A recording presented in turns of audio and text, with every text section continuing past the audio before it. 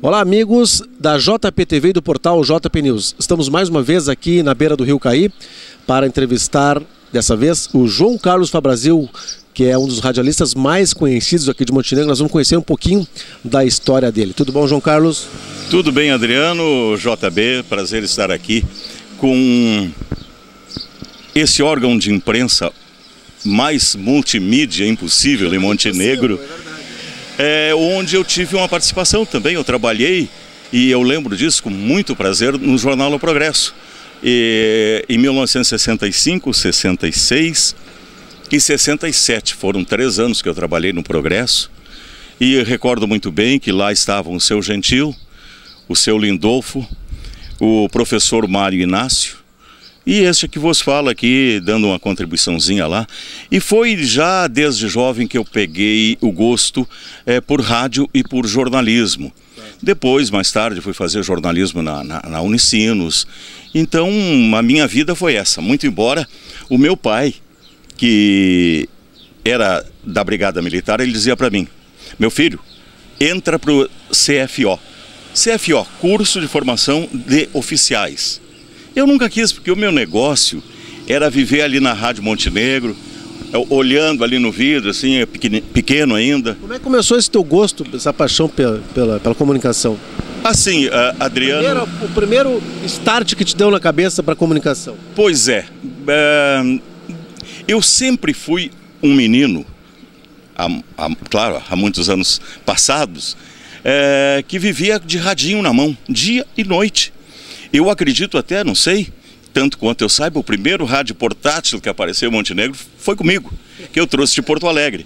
Eu lembro uma ocasião lá na rua São João, lá no final da São João, vinha vindo um menino conhecido meu, e ele, naquela época, de tamanquinho e tal, eu chamei o Milk, que é o sobrenome dele. Milk, vem cá. E eu peguei o meu radinho, desliguei. Tu sabe o que é isso? Diz ele: não. Então, espera aí, liguei. E quando eu liguei o rádio, claro, obviamente, começou a tocar música, a falar. Esse menino passou a mão nos tamanquinhos dele e correu rua fora, porque ele nunca tinha visto aquilo. Foi muito interessante essas coisas, a gente vai cuidando, vai lembrando, vai sempre rememorando. Depois claro, sempre escutando rádio. Veja bem, eu tinha umas ideias já, isto lá em 54, 55, eu estava aí com 7, 8 anos, e morava aqui, pertinho de onde nós estamos, aqui do outro lado do rio, essa beleza do nosso Rio Caí. Lamentavelmente lá no fundo nós temos aquele esqueleto insepulto do frigorífico Renner, que era uma grande potência comercial, né? Virou nisto, lamentavelmente. Então o pai comprou uma terra aqui do outro lado do rio e eu vim morar ali. E eu tinha rádio portátil ali naquela época. Se conseguir pilha para radinho era difícil, era caro. E eu queria ficar escutando a noite inteira. Então eu botava o radinho do meu lado, ficava escutando. Lá pelas tantas eu dormia e o rádio ficava ligado a noite toda. Mas na Rádio Montenegro ou em outras rádios também? Em todas.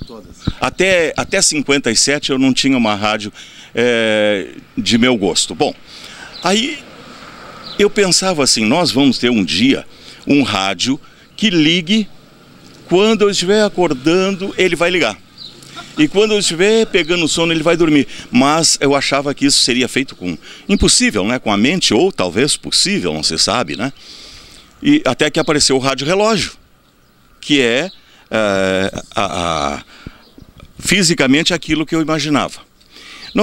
Eu tinha no meu quarto aqueles criados mudos, que o pessoal chama de,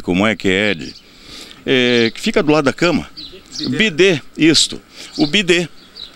Uma ocasião eu tirei a tábua de trás desse bidê, desse criado mudo, recortei uma parte redonda assim, do tamanho de um alto-falante de um rádio elétrico, né, a luz, e coloquei ali. O que eu queria com isso? Eu queria um som mais pesado. Eu queria o quê? Hoje, a caixa de som. Naquela época nem se imaginava essas coisas.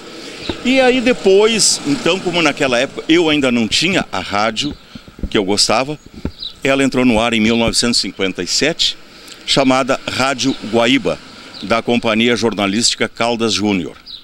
Ela entrou com um padrão novo de programa, com locutores lendo a publicidade ao vivo, enquanto no ar ela estava, eu não me lembro, ela não era 24 horas, parece que ela ia até a meia-noite, 1h.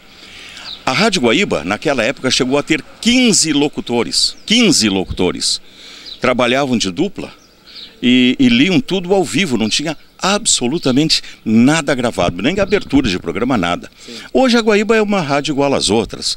Toca jingle, tudo gravado. Não tem mais esses locutores de voz bonita. Hoje não tem mais isso. Mas eu era guaibeiro, assim, de ponta a ponta.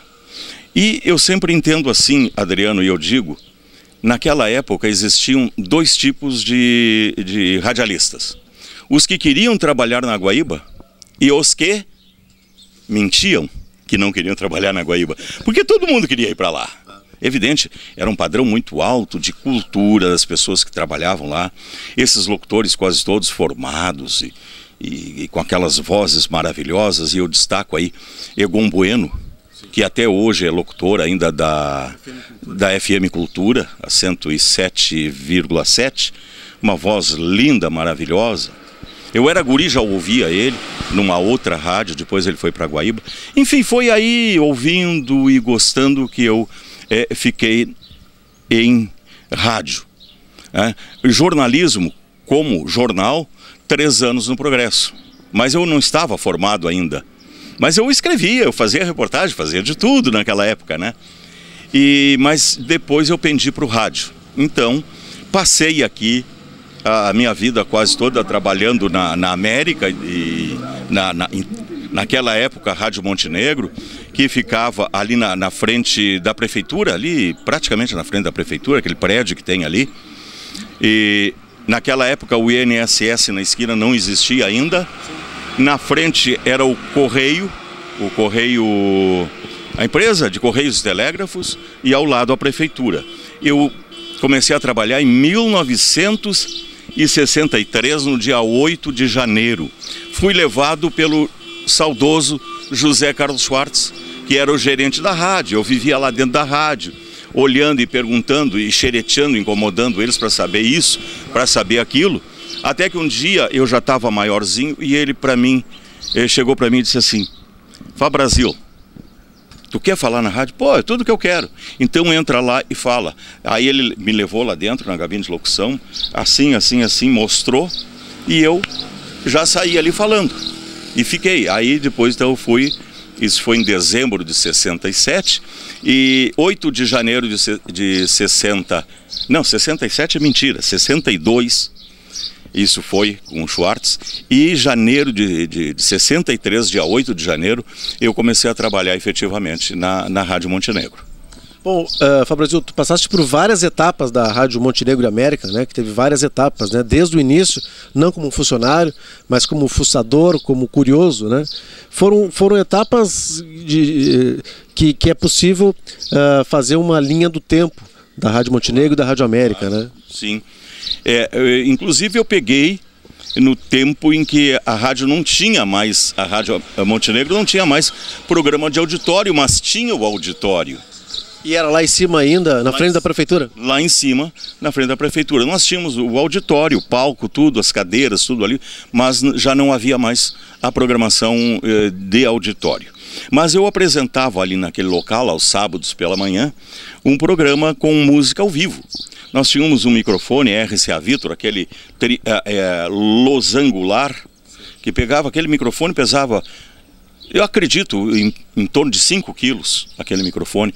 E ele era dependurado no meio do palco. E eu apresentava o programa dali porque vinha o pessoal tocar com gaita, com violão, com pandeiro, sei lá com o quê, sábado de manhã. Mas o programa mesmo de auditório não peguei. Peguei sim muitos programas ao vivo, como esse e outros tantos. Depois também tínhamos os irmãos Gribler.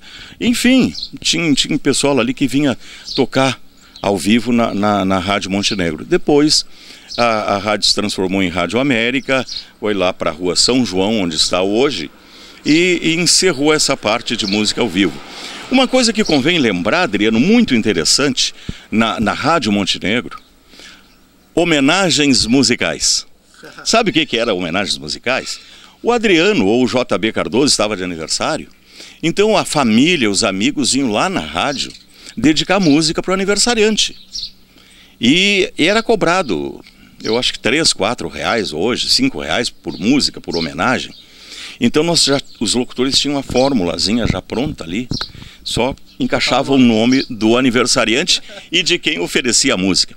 Adriano, eu morava aqui na beira do rio, eu cansei de descer lá da rua João Pessoa, lá na frente da prefeitura, e vir até aqui à beira do rio, escutando a Rádio Montenegro nas homenagens musicais.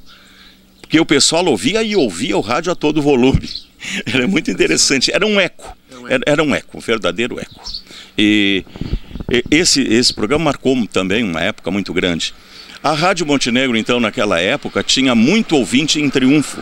Porto Batista, Porto Clemente é aqui, Porto Batista, aquela região lá de Triunfo, que hoje está mais ou menos o polo por ali, tinha ouvintes assim e anunciantes de lá, impressionante. Hoje tem, se você pegar, obrigado pelo barulhinho aí, ó, viu? Se você pegar hoje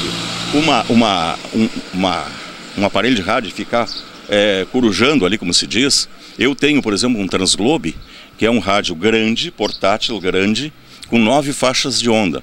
Eu fico ouvindo Alemanha, fico ouvindo França, BBC de Londres, em Madrid, Cuba, e também eu fico na AM também. Então tu vai ver a enormidade de rádios que existem hoje, que naquela época não existia. Tinha uma aqui, outra lá adiante, né? Hoje não, tu passa assim, muitas religiosas, né? Demais, eu diria, demais. E tudo gritando, parece que Deus é surdo. Porque os caras vão lá pregar, porque, sabe, é uma gritaria, uma coisa assim, impressionante. Então, eu acho até que, em certos aspectos, a nossa rádio aqui evoluiu, em certos aspectos, em outros até acho que involuiu. Mas, enfim, é a caminhada que as pessoas e as entidades e, enfim, as empresas dão, né, na vida. A vida não é imutável, né? A vida não é imutável, então vai mudando. Bom, essa entrevista na beira do rio com o João Carlos Fabrazil, este foi o nosso primeiro bloco. No segundo bloco a gente volta para falar sobre outros assuntos, falar sobre a vida do João Carlos Fabrazil em outras emissoras fora de Montenegro. Para muita gente não sabe, ele já foi a voz oficial dos campos de futebol no tempo que trabalhava na Rádio Gaúcha, né? Também foi secretário de turismo de Rio Pardo. E esses assuntos nós vamos tratar no segundo bloco, na entrevista na beira do rio com João Carlos Fabrazil. Voltamos depois.